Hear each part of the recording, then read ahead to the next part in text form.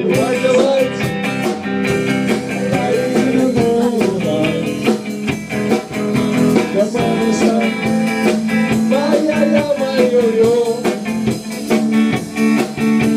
You are yes, and never let go. When there's some crazy, kiss on my lips, lies on the floor.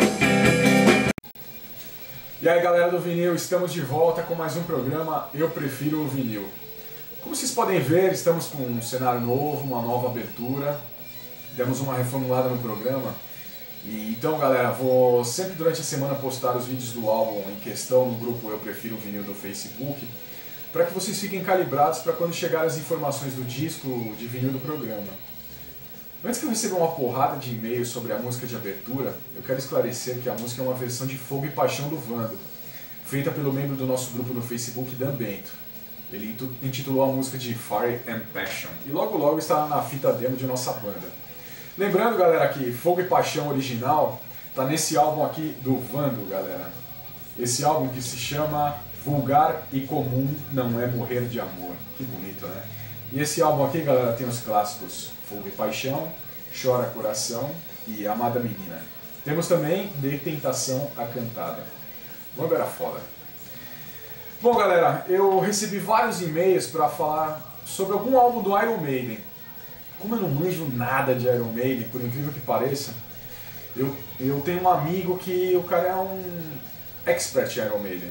Então eu resolvi trazer o cara para falar do grande álbum do Iron Maiden, Power Slave. Grande álbum do Iron Maiden, Power Slave. E esse é meu amigo Ronaldo Pozinho, vulgo alemão. E aí, alemão, beleza? Beleza, cara. Pô, é um prazer estar aqui para falar sobre vinil, porque para mim vinil é memória visual. Ou seja, poxa, quando a gente pega um vinil na mão desse, a gente tem história. Eu lembro de cada detalhe. Poxa, quando a gente tem, por exemplo, como memória minha, por exemplo, memória de muita gente aí que curte o heavy metal, poxa, Woodstock Discos no centro da cidade, que a gente ia comprar nossos disquinhos lá e tal, nossos vinis. Então pra mim é memória visual. E é uma honra estar aqui com o Paulo aqui pra gente falar de uma obra-prima aí que é o Power Slave, tá? Cara, eu tava vendo a capa aqui, eu queria que você falasse um pouco sobre a capa, né? A arte da capa. Bom, é um prazer falar de um cara chamado Derek Riggs. O cara que criou essa capa, o cara que criou um ícone do Iron chamado Ed. O Ed, aquele nosso monstro Ed, o que acontece? Só para dar um detalhe histórico aí de como ele foi criado. Na verdade, o Derek fez um trabalhinho de escola, de recortes, que tinha uma cabeça, na verdade, de um americano num tanque vietnamita. Poxa, legal. E após muito tempo ele teve que fazer uma criação desse tal monstro e buscou no passado, foi lá num banco de imagens da revista Time e encontrou a mesma imagem. Só que a legenda estava trocada, Paulo. Colocaram a cabeça de um soldado inglês num tanque nazista. Bom, o que importa é que esse nosso Ed virou um ícone do Iron e na verdade persegue o Derek Riggs até hoje, porque mesmo ele dizendo que foi só uma criação, é a criação do Iron e mostrou na verdade a força da banda até o Power Slave. O Derek Riggs até voltou a fazer capas para o Iron no Brave New World. Tem uma nuvem lá que tem uma cara lá do Ed, foi feita por ele, o resto não é dele. E parece que tem uns detalhes meio que ocultos na capa, né? Cara, você entrou num detalhe, você tá falando em detalhes, que muita gente pode até criticar, porque assim, o álbum em si é um álbum muito sério, fala de história, fala de Egito e tal, e de repente o filho da mãe me coloca, por exemplo, na capa, se você olhar uns detalhes, dá uma olhadinha, você vai ver Mickey Mouse. Pô, sacanagem, você vai ver um detalhe escrito Indiana Jones was here. Pô, sacanagem. Ou alguma coisa do tipo um monte de porcaria, né, que ele escreve em inglês. Então, quer dizer, são detalhes, até a assinatura que ele coloca, eu acho que é uma coisa normal, mas ele colocou umas sacanagenzinhas aí do tipo, tem em 3 esfinges aí tá escrito Bololox.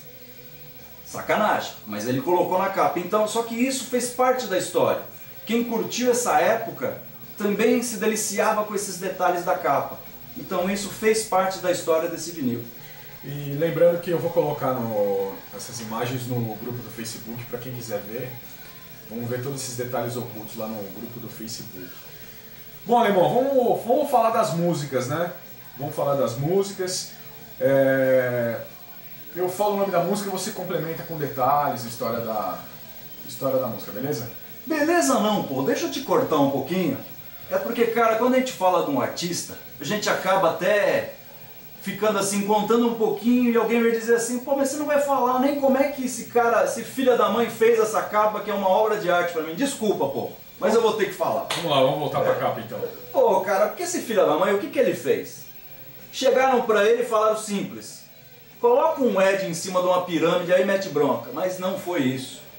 O cara pegou um A3, começou a desenhar a pirâmide. E aí ele viu que precisava de muita coisa a mais para essa capa ficar legal.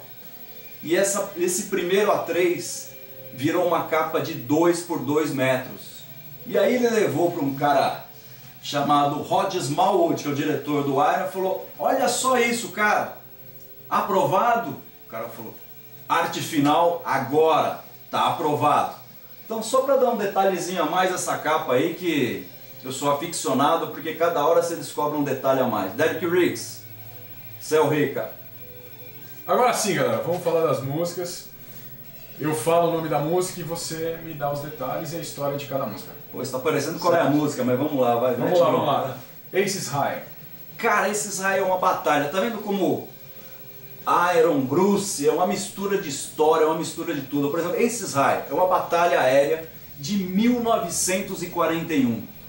Mas fora disso, gente, a gente tem uma coisa que os músicos vão bater chamado cavalgado das guitarras. É alguma coisa que abre normalmente os shows deles, principalmente na turnê Slaver Tour, que foi algo maravilhoso. Inclusive, não sei se o Paulo... Você tem um segundinho só, Paulo, para falar um detalhezinho? O tempo é curto, mas a gente... Vamos lá. É que houve um show épico, Autódromo de Interlagos. Quem participou viu a lama que estava, depois de uma tempestade enorme, a lama toda pra gente lá.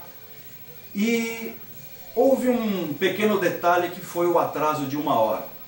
Mas esse atraso de 1 hora foi recheado de desculpas, de explicações, desde o diretor do show, diretor da banda e a própria banda. Ou seja, mostrando para o público brasileiro o respeito, algo que em algumas bandas aí faz parte de ficar esperando 3 horas de braço cruzado. Então, por isso que eu tenho uma admiração por eles, porque eles têm admiração pelos clientes deles, tá? Então, só para dar esse detalhe de Aces High, que foi um show épico que eu participei, graças a Deus, e foi legal. Bom, vamos lá. 2 Minutes to Midnight. Gente, 2 Minutes to Midnight, na verdade é o seguinte, é aquele momento ameaçador de uma guerra nuclear. É aqueles 2 últimos minutos para o cara apertar o botão e fazer a explosão. Na verdade, esse épico, vamos dizer assim, 2 Minutes to Midnight também houve um single também, com esse mesmo nome, tá? É algo arrebatador, as guitarras são muito fortes, então é uma das músicas preferidas minhas. Vamos lá, Lost for Words. Aí começa a sacanagem da crítica. Eles não tinham que colocar e colocaram uma base experimental. Ah, eles quiseram fazer algo com guitarra só para ver se encher a linguiça. Gente, para quem curte uma coisa chamada baixo, que muita gente falava que era só uma base de uma música, notem, por favor, nessa música, além da força das guitarras, do baixo Steve Harris. É algo de outro mundo. Vamos lá, Flash of the Blade. Flash of the Blade, a força da espada. Gente, isso daí quando eu escuto essa música, além da força dela, eu entendo que a gente tem como história, aquela coisa do cara que tinha uma espada desse tamanho, Conan. E aí é uma história mais ou menos baseada em um cara que perdeu a família assassinada e foi tirar essa vingança. Eu acho que entrou até em um filme, de um filme chamado Phenomenal, uma série também. Bom, vamos lá. Para encerrar o lado A, The Duelists. Duelists, misturando um pouquinho com a sacanagem desse cara que conhece um pouquinho. Bruce, espadachim, piloto de avião, vocalista. Esse cara me deu uma dica hoje que eu não sabia, o cara foi mendigo, eu tava imaginando. Eu não falei que ele foi mendigo. Ele falou. Um colega meu que também se diz um expert em Iron Maiden, que estará nas próximas edições do nosso programa aqui, que ele vai falar do The Number of the Beast, o Caio, me falou que ele foi mendigo. Eu vou apurar isso aí e depois a gente vai esclarecer isso aí. Pô, mas se ele fosse mendigo, cara, se ele estivesse cantando na rua, cara, eu acho que eu ia deixar uma grana pra ele, viu? Não ia deixar umas moedinhas não, porque o cara é bom. Mas, voltando pra falar desse... Vamos lá, The Duelists. The Duelists. Gente, é algo assim... foi feito, na verdade, pro filme, na verdade, tem o mesmo nome do filme, mas é uma grande música e mostra de novo a força das guitarras do Iron. Bom, e o lado A, galera, abre com Back in the Village. Gente, Back in the Village, eu poderia traduzir como... foi só a musiquinha do seriado The Prisoner. Gente, eu acho que é muito mais, tá? Eu acho que é muito mais porque, em minha opinião, ela mostra, na verdade, como se fosse...